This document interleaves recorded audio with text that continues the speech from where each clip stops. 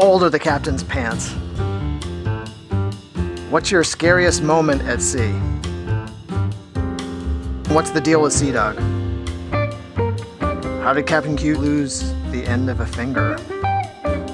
Oh!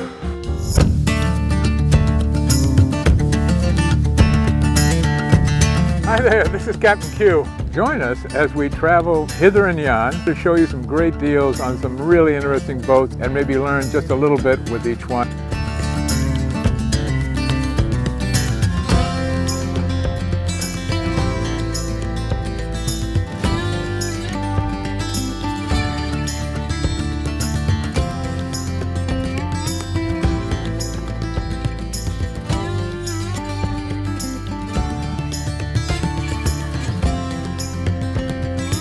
Captain Q. Hey Randy, hey pal, how are you today? Good. This is where we come to relax and think about boats, which we do a lot. I actually have my first book I bought, like one day after I left sailing camp in Marion, Massachusetts back in the mid-50s. And I had to have a book to tell me about boats. Today, we have a moment here that we can share some answers to questions to some of our many, many fans and viewers, which we really appreciate. They're taking the time to send in a note. They're the best bunch of people, all 45,000 of you. You know, you can come over sometime, anytime you want, just not all at once. That would be great. Why are we talking about Dinty more? We had to have food, and we had to have food that would last. And we've discovered over the years that Dinty Moore seems to have a pretty good holding power in the can. A little point for anybody out there storing canned goods, peaches, you name it, tomato sauce in the bilge. Always take your magic marker and label that container either on the metal top or on the glass somewhere as to what it really is, because there's often a good chance that label will disappear while it's being stored in the bilge. The water comes, washes over it, and washes it away. So that's an old trick. Are they our sponsor? They are not a sponsor, but we still like their fare, and we do have some fun with it, and we hope you all have enjoyed it as well. And I know that, thanks to some of you, that you have tried Dinty Moore, and you've come up with some interesting recipes. I like the one especially with the egg noodles. What is the PB, and is it still sailing? The PB... Oh, the PB was designed by Bill Tripp, built around 1965. They only built 3 of them. They were built in the Netherlands. Fiberglass hull, teak decks. She was originally built as a sloop, and it was the progeny, we'll say, of a boat called Ondine. Ondine was a 57-foot Bill Tripp design that, to me, growing up and looking at subsequent books on sailing, became my Babe Ruth or Willie Mays. What would be a great starter boat? First thing we have to ask is, where do you live? Do you live in the Midwest? Do you live on the Great Lakes? Do you live on the Gulf Coast in Maine? It's going to be a starting point to determine what you need for a boat. Are you in shallow water, in deep water sailing? Are you going to be in safe surrounds? Can you find a safe harbor for yourself if need be? What I can tell you is that boats that I started out in were very small, like a Rhodes wood pussy. Single mast, looked like a cat, looked like a beetle cat, except it wasn't gaff rigged. The wood pussy was just a Marconi rig, just a triangular sail. And then later on, moved on. I just got onto any boat I could. And when stationed in the Navy, I taught sailing and had the best time doing that one summer. Every day in a Rhodes 19, and I can't recommend a better learning boat than a Rhodes 19 keel version. Centerboard would be good, but the keel version takes all the worry about, getting out of balance. And they're fast and they're fun, and they have 2 nice long cockpit seats, and you can put 4 adults in there. And you can learn to handle 2 sails. You can learn to do the jib, and you can learn to do the main. You can set a spinnaker, navigate, go upwind, downwind. Terrific boat. And then after that, it's just a matter of moving up in size. And bear in mind that once you understand the dynamics of sailing, that you can really take that same knowledge and get into any boat you want to. And the only thing that's going to hold you back from getting a boat this big would be maybe your own size, your strength, your crew member strength. Start small and understand that you can transfer that knowledge one boat up at a time. What's the deal with Sea Dog? Sea Dog came to me. She ran away from the Black Dog restaurant in Vineyard Haven one night. She's very thoughtful, very pensive, gives me a lot of consolation about any sorrows that might come my way. And she's almost identical to her predecessor, a dog named Sabrina, who was with me for all too short a time, passed away sadly a couple of years ago. Sea Dog is just the best, and requires no feeding, no walking, and just goes anywhere I go. When I'm buying my first sailboat, how much should I set aside for maintenance expenses annually? Well, I've heard people banter, I think even online here, something like 10% of the purchase price. I would guess that actually in the first year or two, it might be a little higher than that. Because if you're buying a boat such as many of the boats that we're finding, where there's some fun value to it because you're able to get into a boat for a lot less money than a new boat, chances are things aren't going to work as they did when they were brand new. Just be prepared knowing that you do not want to spend your entire bank account on the purchase price of the boat. You have to have something left over. What that amount is, it's going to depend on the size of the boat. If you're buying a 20-foot boat, it's going to be one amount. If you're buying a 40-foot boat, it's going to be another amount because the winches are bigger on this boat. And if you bought a 50-foot boat, then, Do you get a commission on the yachts sold through our videos? No. We do not get a commission. We do not get fees. We don't get lunch. We don't get anything, except that the kind people in the YouTube factory will send us a stipend from time to time if enough of you will continue to watch. And that also allows us to just say what we believe and feel about the boat, too. So it keeps our opinions, I just might say, pure. Are wooden boats better to sail? Oh, not necessarily, but they're awfully nice to sail. There's nothing quite like stepping on a well-preserved, well-maintained wooden boat. A combination of just everything you feel is wood. It has a certain smell and a touch to it. It really harkens to all your senses, along with the sailing qualities of boats. And the older boats were heavier. They had shorter water lines and a little more overhang, so they tended to be prettier. But those same traits also could cause some hobby horsing in heavy seas and slack air. But generally speaking, they were delightful boats to sail. My first race to Bermuda, I was on a 40-foot wooden boat. It was a Nevins A yawl, Sparkman Stevens design. That was modeled after the Finisterre, which had won the Bermuda race 3 times. And it was great sailing on it. We had a lot of fun. It had a wooden mast. Until the wooden mast decided to go out to lunch. It actually one night cracked and fell right over my head as we were changing headsails on the boat. And we survived, and it was not a big problem. It wasn't dangerous. It just was shortened up the race for our boat. What's your scariest moment at sea? I was helping friends deliver an 8-meter boat, which is a 50-foot racing boat, bi-motor across Lake Ontario after a series of races over on the United States shoreline. And I had made my way to the stern of the boat, and the stern on an 8-meter, 50-foot boat is about this big. So you barely have room to stand there and to remove the last beer you had. And so I was standing there and holding onto the backstay. Either vertently, I don't know if that's a word, or inadvertently, that line got released. The backstay got real wiggly. I swung around and fell over the end of the boat. Now the boat kept moving along. I had on foul weather pants, an Irish knit sweater. I had on my heavy knee-length sea boots because it had been raining. And suddenly my boots filled up with water. My sweater became a sponge, and I couldn't get out of anything. And I'm kicking like crazy.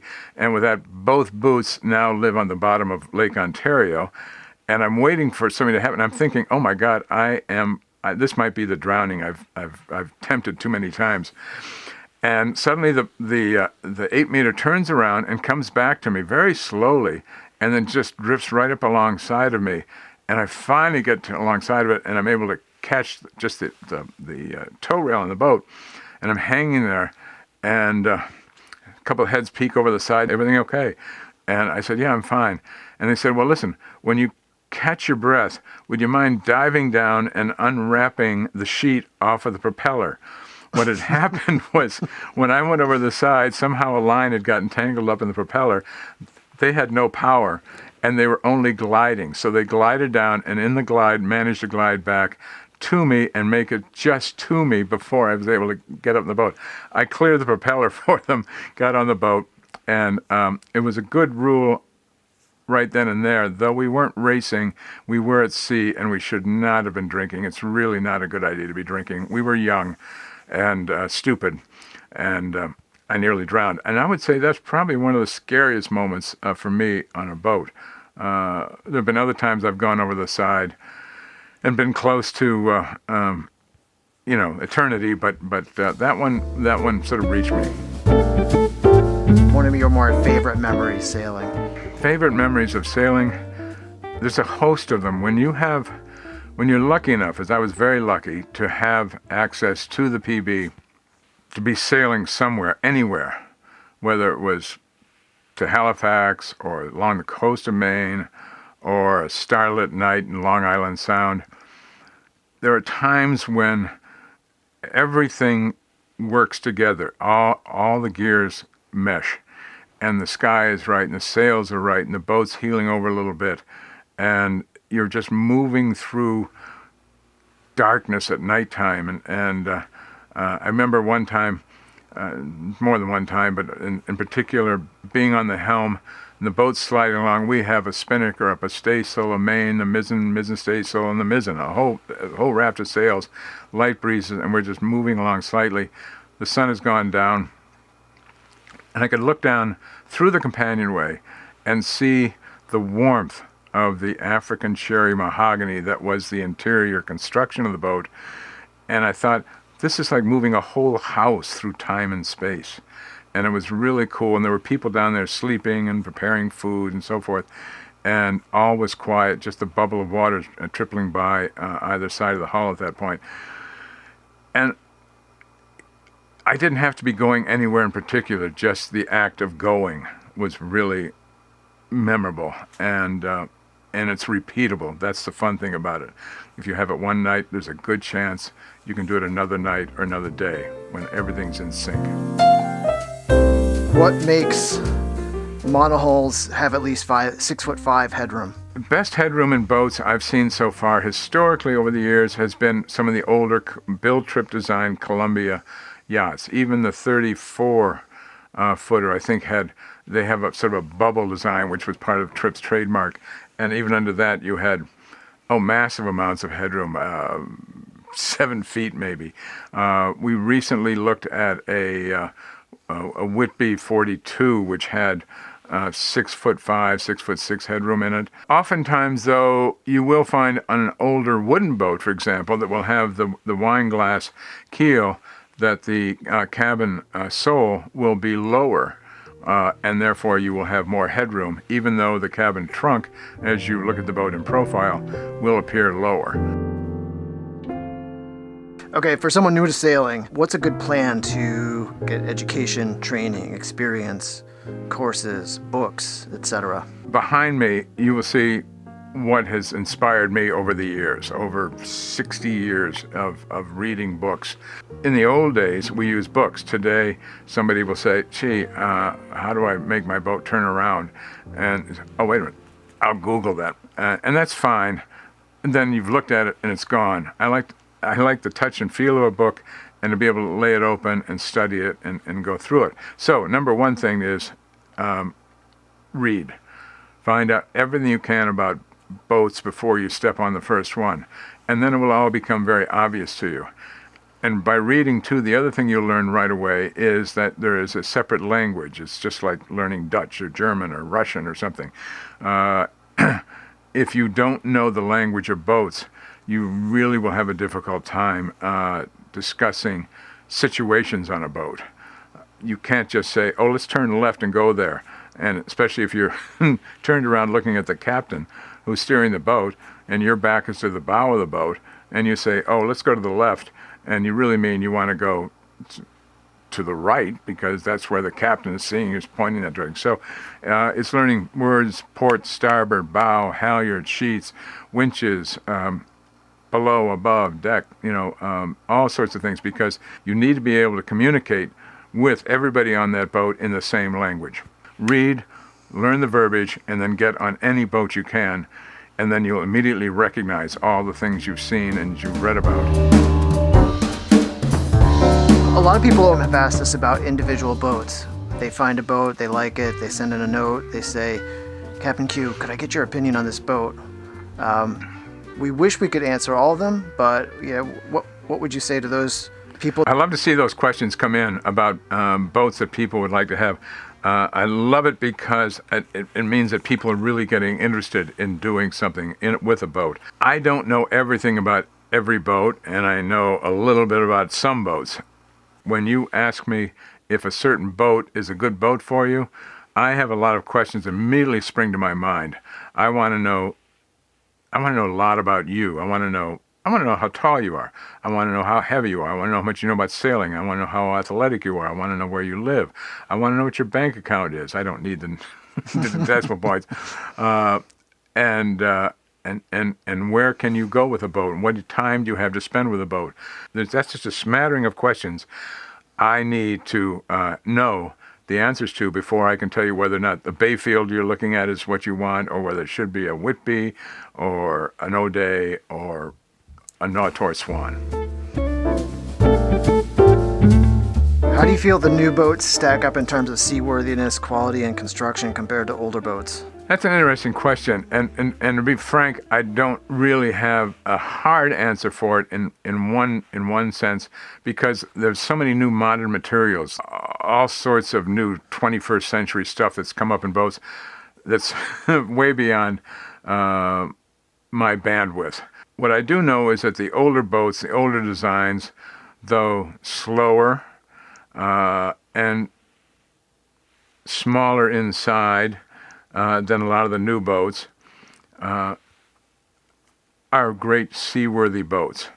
The new boats, they go so fast these days. They're huge. There's a number of things about the designs I don't like. It's not those boats are not for me. I would love to have our viewers enjoy the thrill and the excitement and the pleasure and the art and the beauty of older designs. How did Captain Q lose the end of a finger? Oh, how did I lose? There was a race from the Youngstown Yacht Club at the end of the Niagara River one weekend, and we sailed over to Toronto, as we often did, and then turned around to come back on the Sunday.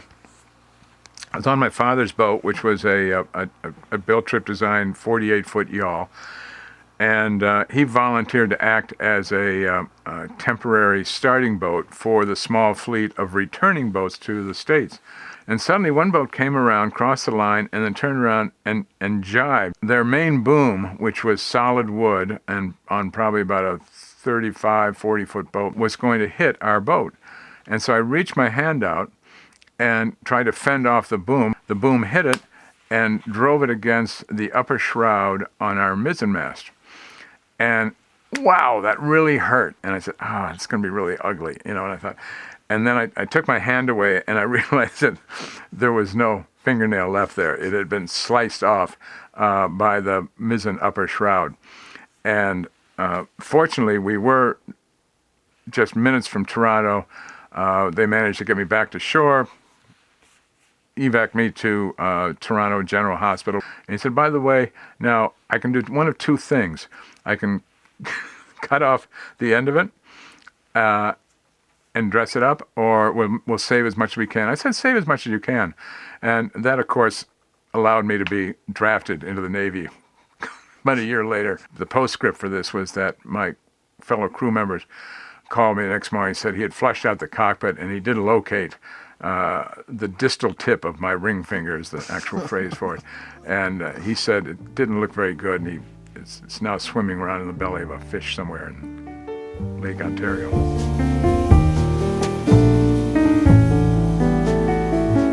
I love cats, I love dogs. I'm allergic to cats. I can't have enough dogs in my life. But sailing, you have to be very careful before you start bringing animals on board. 99% of them, it seems, will shed hair. And that hair can get down into your bilge pump. It can jam things up and it cause real issues if you're not super careful, super clean. You don't want hair, human hair, animal hair, rotting in the bilge. It will start to stink. The other thing, and almost more importantly, is that you put the cat and dog up on the deck to run around. It's very cute, and they run around, they have a good time. Maybe you got a leash, maybe you don't. But if something happens to that dog and it goes over the side, it's going to be really sad, and you won't be able to stop it. Now, the follow-up to that is, let's say you try to stop that, and you reach for the cat, you reach for the dog, and you let go of the shroud that you were holding on to because you want to catch that animal. And the next thing you know, boom, you're right over the side too. And let's compound that felony with the fact that maybe it's getting dusky. It's, the sun's going down, and the boat's still moving along, and there you are over the side with a struggling animal. It's not going to be a good picture for the animals, and it certainly won't be a good picture for you if they can't get back to you. Short hops up and around a coastline, out for a quick day sail, fine. But long-term sailing, I would tend to recommend against it. And I do know some people have gone around the world with cats. But also on that note, realize that there are a number of islands and countries that will not let you bring in animals, and dogs especially. Australia, I think, is really like a month or 2 months to quarantine.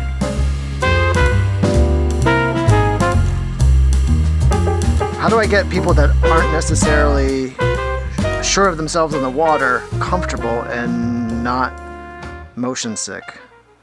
Oh, my favorite question. We have it really comes down to motion sickness, and it starts really the night before. That it makes a lot of sense not to try to drain the local bar's beer supply, and don't eat really feisty foods, because your stomach's going to be out there learning new things that it's never experienced before. So give yourself some nice dry food and so forth the evening before. Don't overstuff yourself. A good breakfast with, we find on the PB that Raisin Bran was a really great morning gruel, as we called it. But the captain of your ship should be sure that he has an ample supply pretzel rods. That's about a 10-inch long pretzel rod. And as soon as somebody feels anything, just start popping them. Maybe even before they start feeling it, and just start eating those pretzel rods. And I found that the combination of the salt, the dryness of the rod, and the fact that you're chewing it, which does something to your ear canals, opens them up or gets your balance set, has been incredibly successful at keeping mal de mer on the PB to an almost absolute minimum. Just the very rarest of occasions has that not worked. How old are the captain's pants?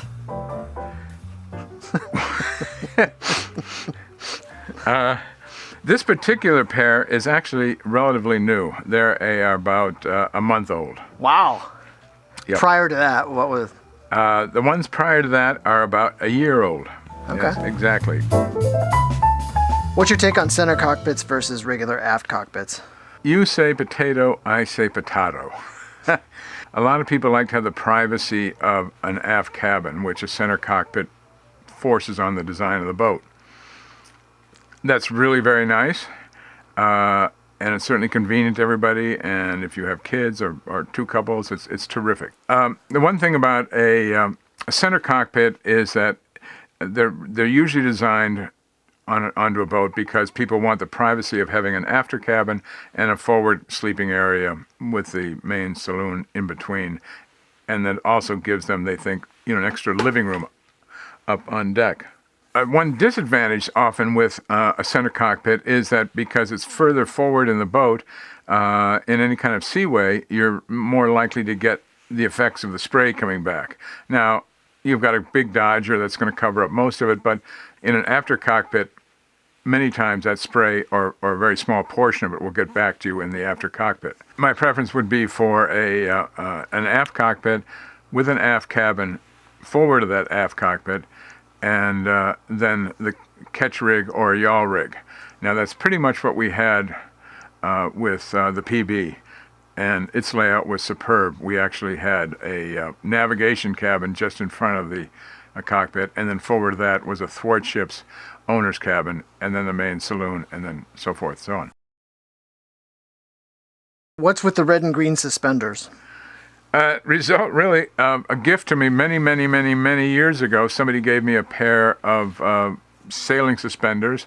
They were kind of sort of a joke, and I wore them, and I wore them out. And then when we started this, I thought, gee, it'd be fun to find those again. When I ordered these, they came from a store that provided these suspenders to people who were fans of the red-green show.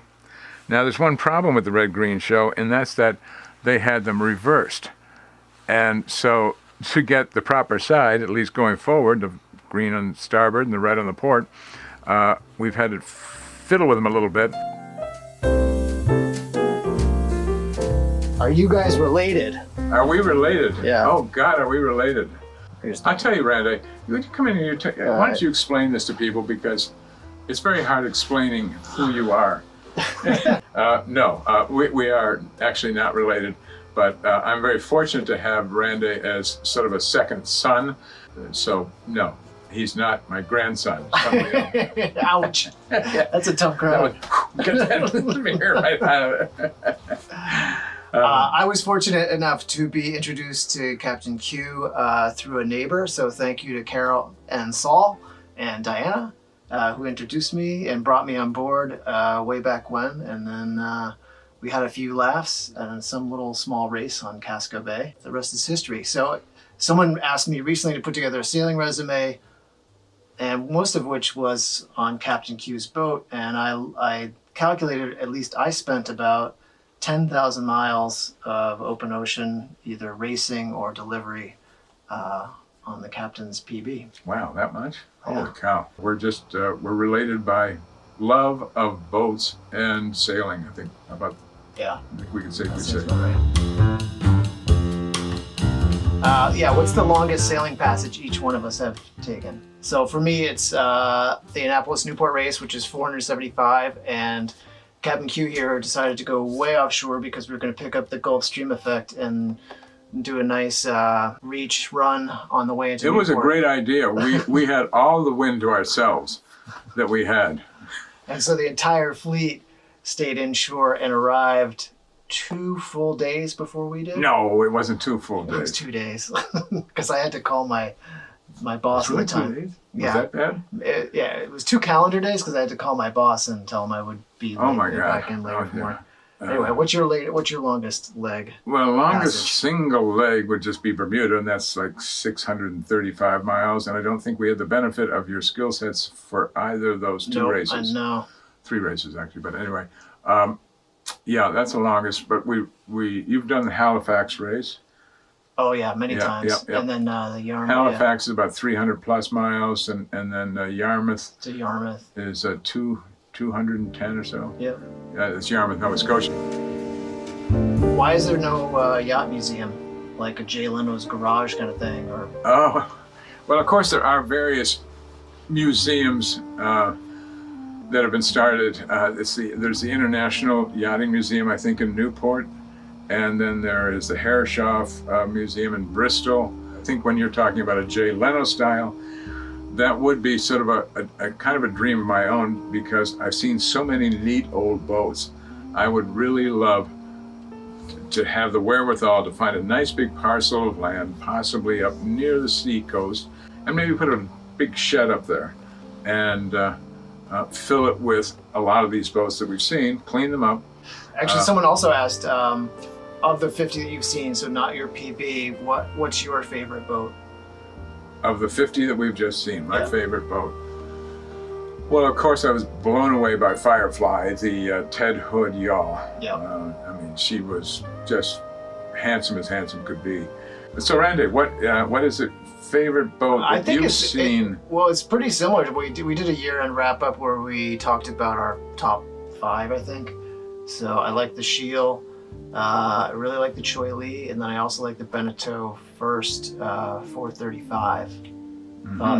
Down in the Piscataqua River. Yeah. I like the racy Herman Frere's design. I also really like the Choi Lee, the layout, all the wood. Cool boat. Yeah, the toe over toe, the saloon. Would I be incorrect in assuming that your investment might have been in one of those 3 boats? I have bought one of those 3 boats. You bought one of them? Yeah, and I've been working on a bunch of video to put together for the viewers to come along with me on that journey of buying a boat and what is it like to own a boat for the first time. And oh, interesting. So I didn't know about this. Yeah, I know. I'll let you in on it. I'm lying. I actually know about it. Yeah, it's big news. It's fun. It's exciting. And in the coming weeks, I'll put out a bunch of smaller video, lower production value, just kind of low key, me buying a boat, what's involved. I'm getting personalized coaching from for free. YouTube's Captain Q. Oh, it's not free. Sometime in very short order? Yeah, maybe a week or 2. Oh, only a week or 2. Just a week or 2 you have to wait, and then you will hear what boat I'm going to attach my sunfish to. to go out I need a dinghy. for a Captain Q cruise. I need a dinghy. So, well, it's very exciting, and we can't wait. Yeah. And I bet you can't wait. Yeah. I know this has been a big weight on your shoulders all this time. It's hard to keep it in. Because it's been a lot to get it worked out and sorted out. You'll learn all about it. You'll come along for the journey. Well, it'll be fun. Well, thanks for taking the time and answering the questions. Thanks to the viewers for your support, to our patrons for financial support, to all the viewers out there that are joining along with us, learning along the way. It's been a fun 50 episodes, and we're excited for the next 50 or more. And what a great time it's been. So thank you for watching, and thank you for all your kind comments.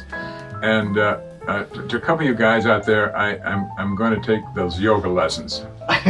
If you like what you see, please hit the subscribe button. And if you want to be notified when the next one comes out, please hit the alert bell. And that's not desperate at all. So we're having too good a time doing these things, so you can hit the bell or not. Randy, how would I ever find out what's coming up next? You can follow us on Instagram here, Yeah. or Facebook here. We'll have little previews of what's coming up on our next episodes a little bit early. That's pretty cool. Previews. You all join me. I'm going to Instagram right now, and I'm going to find out what's coming up next week. Thank you very much. You know, Instagram's not a place.